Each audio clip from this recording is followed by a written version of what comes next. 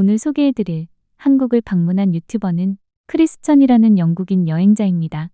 그녀는 배낭 하나만 메고 전 세계를 천천히 돌아다니며 한 나라에 몇 주씩 머물면서 그곳의 일상과 구석구석을 직접 보고 느끼는 유튜버예요. 이미 한국에 머문 지도 어느덧 2주가 훌쩍 지난 시점, 다시 영국으로 돌아가기 전 마지막으로 무엇을 경험하면 좋을지 그녀는 고민에 빠집니다. 그러던 어느 날 서울 길거리를 걷다가 이상한 장면을 자주 보게 되었던 기억이 납니다. 등산복을 입고 등산화를 신은 사람들이 아무렇지 않게 도심을 활보하고 있는 모습. 어디서 오신 분들이지? 혹시 여행객인가? 그런데 알고 보니 그들은 서울에서 산을 다녀오는 중이었습니다. 서울에 산을 오른다고요? 그 순간 그녀의 머릿속에 아주 단순한 질문 하나가 떠오릅니다. 왜 한국 사람들은 이렇게 자주 산에 갈까? 그녀는 문득 깨닫습니다. 한국 산을 경험하고 떠나자. 그래서 떠나기 전 단 한 번이라도 서울 사람들에게 상징적인 산을 직접 올라보기로 결심합니다. 그날 밤 그녀는 숙소 침대에 누운 채 휴대폰을 붙잡고 검색을 시작합니다. 올트레일, 블로그 후기, 현지인 추천 코스들까지 관광객용 하이킹이 아니라 서울 사람들이 실제로 사랑하는 길을 찾고 싶었기 때문이죠. 그렇게 그녀가 고른 곳은 북한산 국립공원, 그리고 그 중에서도 100군데 코스였습니다. 서울에서 가장 상징적인 하이킹, 한국 사람도 외국인도 한 번쯤은 꼭 오른다고 말하는 바로 그곳이었죠. 다음 날 아침 오전 6시 40분 명동 근처 호스텔에서 눈을 뜬 그녀는 아직 덜 깬 서울의 거리를 걸어 지하철역으로 향합니다. 한국의 택시는 생각보다 비싸지 않아 탈 수도 있었지만 그녀는 굳이 지하철을 선택합니다. 이유는 단 하나. 한국의 대중교통이 얼마나 편리한지 직접 경험해보고 싶었기 때문입니다. 잠깐, 한국의 이른 아침은 늘 고요합니다. 밤새 반짝이던 가게들은 하나둘 불을 끄고 거리에서 유일하게 문을 연 곳이 있습니다. 바로 한국의 편의점. 그녀는 편의점에 들러 등산에 필요한 주전부리를 챙깁니다. 이 작은 준비 과정마저 여행자에게는 꽤 인상적인 장면이었죠. 지하철에서 버스로, 그리고 다시 짧은 도보 이동. 분명 도심에서 출발했는데 어느새 눈앞에는 도심 속에 숨듯 자리한 산의 입구가 나타납니다. 등반을 시작한 시간은 오전 7시 40분. 공기는 차갑고 사람은 아직 많지 않습니다. 그리고 계절은 가을의 한가운데 10월 하순. 한국 사람들이 말하는 단풍이 가장 아름다운 시기입니다. 처음 1km 구간은 생각보다 훨씬 순합니다. 포장된 길, 완만한 경사. 이쯤 되면 이게 등산이 맞나? 산책 아닌가 싶을 정도죠. 1.7km 지점쯤 화장실과 안내소가 보입니다.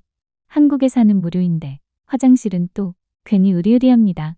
산에 올라와서도 이런 시설을 만나다니 왜 이렇게까지 다정한 나라일까요? 이제부터가 본격적인 오르막일 것 같다는 예감에 크리스천은 잠시 걸음을 멈춥니다. 편의점에서 사둔 바나나와 샌드위치로 간단히 아침을 해결하고 슬슬 올라오는 열기에 자켓도 벗어 던집니다. 자, 이제 진짜 등산의 시작입니다. 그리고 그때 안내판에 적힌 글자가 눈에 들어옵니다. 정상까지 2.6km. 그 숫자를 보는 순간 그녀는 작게 웃습니다. 산에서는 숫자가 숫자 그대로의 의미가 아니라는 걸 곧 알게 됩니다. 길은 흙길로 바뀌고 돌과 나무 계단이 이어집니다. 경사는 점점 가팔라지고 숨도 조금씩 차오르기 시작하죠. 그럼에도 그녀는 말합니다. 힘들긴 한데 너무 예쁘다고. 머리 위로는 노랑, 주황, 빨강이 뒤섞인 단풍이 우산처럼 펼쳐지고 발밑에는 낙엽이 푹신하게 깔려 있습니다. 햇빛이 나뭇잎 사이로 스며들 때마다 숲 전체가 천천히 부드럽게 빛납니다. 그 풍경을 바라보며 그녀는 혼잣말처럼 중얼거립니다. 아, 이게 사람들이 말하던 한국의 가을이구나. 20분 걷고 잠깐 쉬고 다시 20분 걷고 또 쉬기. 그녀는 스스로 작은 규칙을 하나 만듭니다. 멀리 있는 정상을 보며 지치지 말고 지금 이 구간에만 집중하자. 물 한 모금, 배낭을 내려놓는 잠깐의 휴식. 앞만 보고 오르는 산이 아니라 잠시 멈춰 숨을 고르며 한국의 가을을 몸으로 받아들이는 순간들입니다. 고도가 올라갈수록 바람은 차가워지고 나무 사이로 바위 능선이 모습을 드러냅니다. 그리고 마침내 안내판 하나가 나타납니다. 정상까지 0.4km. 짧아 보이는 숫자와는 달리 이 구간은 거의 벽에 가까운 길입니다. 끊임없이 이어지는 가파른 계단, 철제 난간을 붙잡고 손까지 써가며 한 발 한 발 몸을 끌어올립니다. 그렇게 올라선 끝에 마침내 눈앞에 나타나는 100군데 정상석. 숨과 땀으로 차곡차곡 쌓아 올린 순간입니다. 하지만 정상에 서자 구름이 잠시 시야를 가립니다. 날씨가 안 좋은 걸까요? 조금의 아쉬움이 스칩니다. 그래도 그녀는 서두르지 않습니다. 잠시 기다려 보기로 합니다. 그리고 잠시 후 마치 영화의 한 장면처럼 구름 사이로 서울의 풍경이 드러납니다. 회색빛 빌딩 숲, 멀리 이어진 산줄기, 그 사이를 가르는 한강. 그 장면을 바라보며 그녀는 웃습니다. 이걸 보기 위해 여기까지 올라왔다고. 바위 위에 앉아 샌드위치를 한 입 베어 물며 말없이 풍경을 바라봅니다.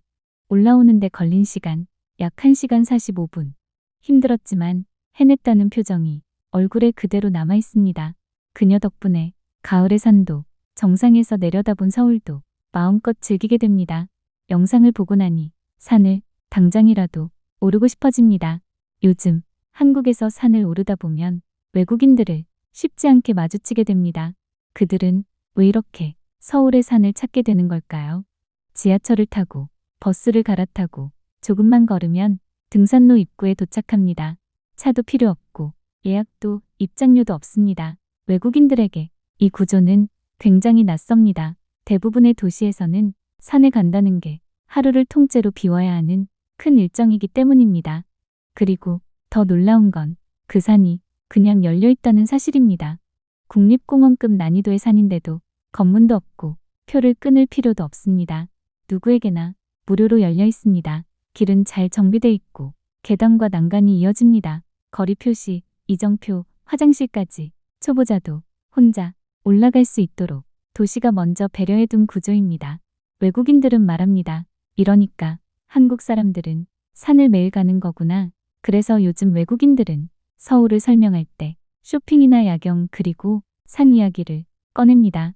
영상 속 주인공 크리스찬은 마지막에 이렇게 말합니다. 서울에 며칠밖에 없더라도 북한산 100군데는 꼭 한번 가보라고. 이 이야기를 보며 우리는 다시 한번 깨닫게 됩니다. 우리에게는 너무 익숙한 일상이 누군가에게는 평생 기억에 남을 하루가 될 수 있다는 걸. 도심과 자연이 이렇게 가까운 나라, 지하철을 타고 산에 갈 수 있는 나라. 그 나라가 바로 우리가 살고 있는 대한민국입니다. 끝까지 시청해주셔서 감사합니다. 구독과 좋아요, 그리고 알림 설정으로 함께 해주신다면 그 마음 한 분 한 분 기억하며 감사히 전하겠습니다. 오늘도 애쓰셨어요. 고맙습니다.